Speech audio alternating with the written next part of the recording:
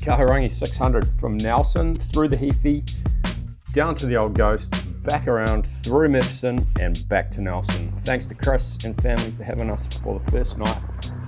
And after that, Mally, Red Dog, Sam and myself hit the road, heading towards Motueka. Late breakfast, belly's full, we're straight into the Taka hill, straight up the main road. Surprisingly quiet, but it was a good climb, about 800 vert all the same. I was aboard the Kona Hey test bike that I had in for New Zealand Mountain Biker review. And then we're heading towards the Ramika track. Up over the fence and into the Ramika. Ramika's probably like a grade 3 maybe through the top section. Pretty flowy single track. A couple of little sort of steepy step bits. Made all the more fun this time around by it being pretty wet. Been a bit of rain in the days leading up to our trip. Red Dog was on his hardtail ahead of me here. Not much of the tracks like this, but there's a few little technical pieces of rock, and then you're into some more fast flowy stuff. This was super fun. All the extra weight with the bags on the bike give you heaps of traction, so lots of confidence in the real slippery clay sections, particularly through here, pretty dicey. Red Dog, the all-mountain shredder, was just ripping it on the hardtail, no dramas. I was too until we got to this riverbed, thought I could get through, but no dice. Late afternoon, the sun's going down. It was a quick stop at the Taka supermarket and then onto the Muscle Inn for dinner. Sun went down while we were in there. Red Dog punched a beer. And then it was into the night shift, all the way through the gravel roads to Brown Hut for night one. Sam was well ahead of us. He punched on and got the fire going, so it was a little bit warmer. Night one, day one, done. After a pretty decent sleep at Brown Hut, we were into it for day two. The day dawned nice and sunny, which was welcome. It was pretty chilly to start with. We got out what we thought was early enough to be on the trail pre-dawn, but by the time we started around getting ready, having breakfast and things, the sun was up, so we stopped to take our lights off and our jackets off, and then we were into the Heathy proper.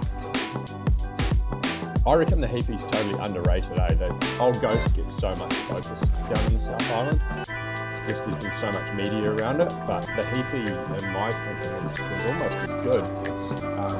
It's certainly quite different, but the diversity of landscape and the bush down there is just unbelievable. I put a lot of work in to keep the trail pretty good over winter. We were down there an opening weekend. It was a little bit damp, but pretty good. If you haven't ridden the Heathy, there's a few sort of little spicy bits, but nothing too major. You can see Mally taking a slip there, a little bit of mud to get out on, but really it's not very technical. You just got to keep your wits about you on a few little rocky sections, particularly when you're loaded, harder to unweight the bike over the obstacles, so this increases the chance of a flat tyre. So many bridges in there, they put a lot of work into the infrastructure, it's pretty rad. We bumped into a few other riders out on trail, which was great to see, and quite a few hikers out there too. Pretty awesome getting through to the west coast, seeing the wicked views of the beaches. Definitely a coastal vibe, some Nico palms around the place, and you're kind of rolling through fun sort of single track, some quite punchy climbs. By this point we thought we were almost done, but there was still a bit more to come yet.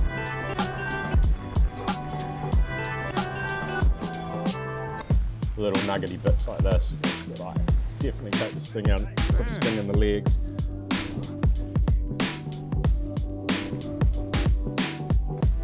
Out the end of the Heathy, and we're heading south to Karamea for resupply at the Foursquare there. Pretty classic bikepacking stopover.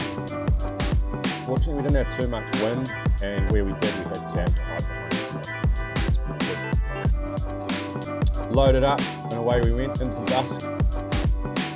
Red Dog and I were trailing behind the boys a little bit, but we made it through to Mokanui for the night. Day three, we managed to get out the door pre-dawn this time. Before 6 AM we were on the road. Squally showers were coming through, so we knew it was going to be a bit of a wet day as we got ourselves into the Old Ghost.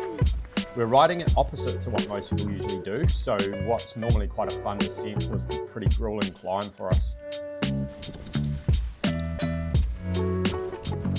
Fortunately, even though it was wet, it wasn't too cold, so we could just truck along. We didn't have to stop to dress and undress too many times, but we had a full morning of drizzle until we started to get up higher into the mountain.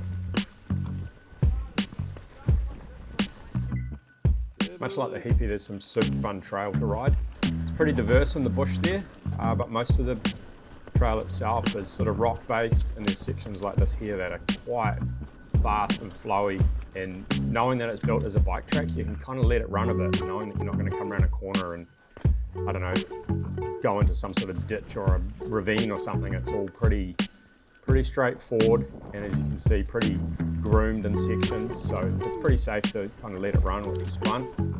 This descent was pretty cool at the top, and we thought, this could be awesome, but reality was it's a little bit flat to really get too excited by it.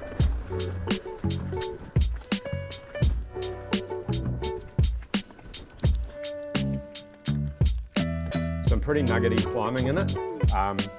Most of it's pretty well graded for bikes, and it's not too grueling, but there's definitely some sections like this here where it gets pretty grueling. And further up towards Ghost Lake Hut, further up from this section, it was the hardest climb I've ever done. You're going around switchback bits which are just so steep, and being loaded on a, I don't know, probably 20 odd kilo bike, we had way too much gear. It's super slow, and easiest gear going, you know, for what felt like 10 RPM, but would have been probably faster to get off and ride. But basically we all rode till we detonated. I think the only person who got most of the way up with pretty much one dab was Sam. Fortunately, he's like an ox, so he can just keep on going regardless of riding 10 RPM. As you can see, some of it's nice and rocky, so you do have to keep a little eye open for little nuggets that are going to puncture your tyre, but apart from that, pretty good.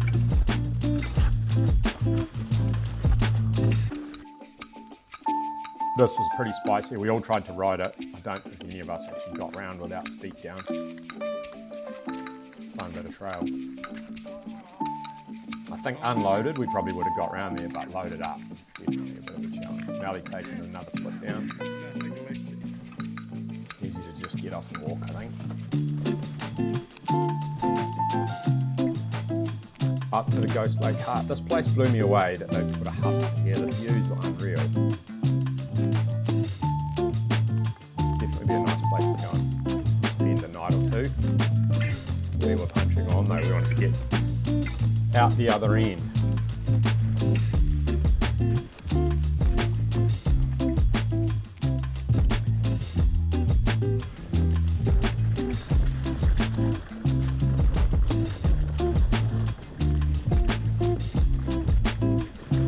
By this point we were all riding pretty hard.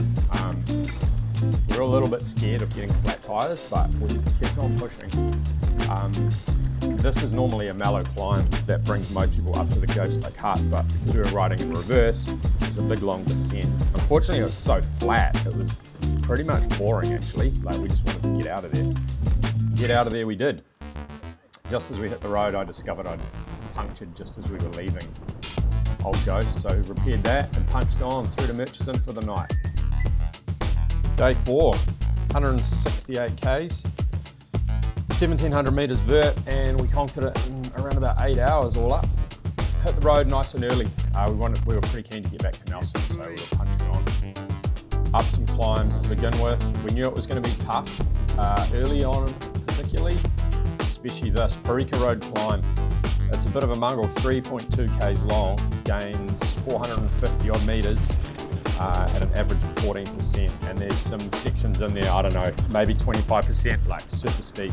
Very difficult and slow with a loaded bike. I think my average speed up there was 4.5k an hour. Sam rode the whole thing in classic Sam fashion with one dab, almost taking the KOM, even with a loaded bike. Bit of a lunch stop at the Tapawera Foursquare, and through the tunnels onto the Great Taste Trail, and then we were basically all the way home. What an epic trip. Cheers, boys.